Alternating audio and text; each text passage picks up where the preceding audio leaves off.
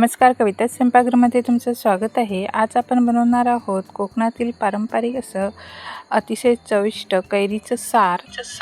या रेसिपीमध्ये आपण पाहणार आहोत अगदी घरच्या घरी सोप्या पद्धतीने कैरीचं सार कसं बनवणार आहोत ते।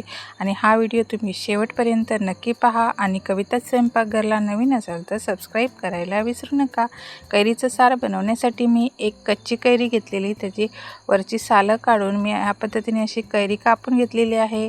आणि 7 ते 8 मी हिरव्या मिरच्या घेतलेल्या आहेत। तुम्हाला ज्या प्रमाणात तिखट पाहिजे त्या प्रमाणात तुम्ही मिरचीचं प्रमाण वापरू शकता। जरासा कांदा घेतला आहे, 4 हिरव्या मिरच्या, कोथिंबीर, हळद टाकली आहे थोडीशी आणि ओलं खोबरं घेतलेलं आहे 1 वाटी।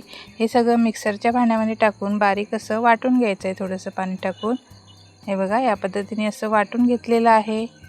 फोडणीसाठी थोडीशी राई, 4 ते 5 लसूण पाकळ्या, जरासा कढीपत्ता आणि वरून टाकण्यासाठी कोथिंबीर घेतलेली आहे।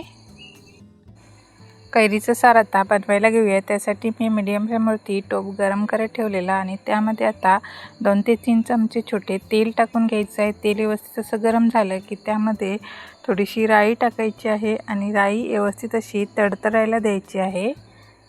राई तडतडली की त्यामध्ये लसूण, कढीपत्ता आपण जो घेतलेला आहे तो टाकायचा आहे आणि तो पण तेलामध्ये अर्धा ते 1 मिनिट परतून घ्यायचा आहे। हे बघा लसूण व्यवस्थित अशी भाजलेली आहे।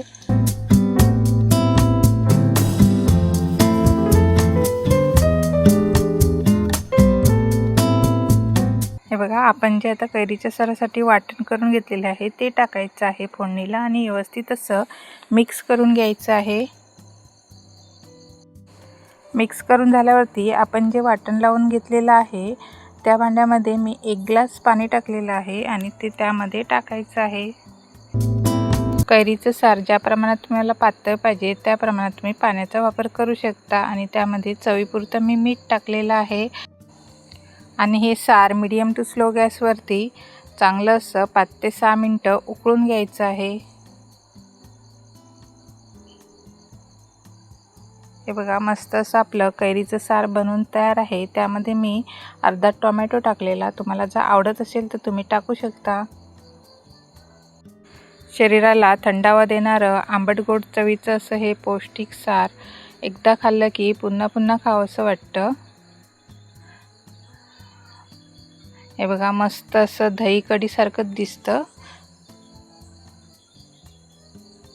तुम्ही पण या पद्धतीने नक्की बनवून बघा आणि कविता स्वयंपाकघरला नवीन असाल तर सबस्क्राईब करा आणि त्याचबरोबर लाईक शेअर करायला विसरू नका।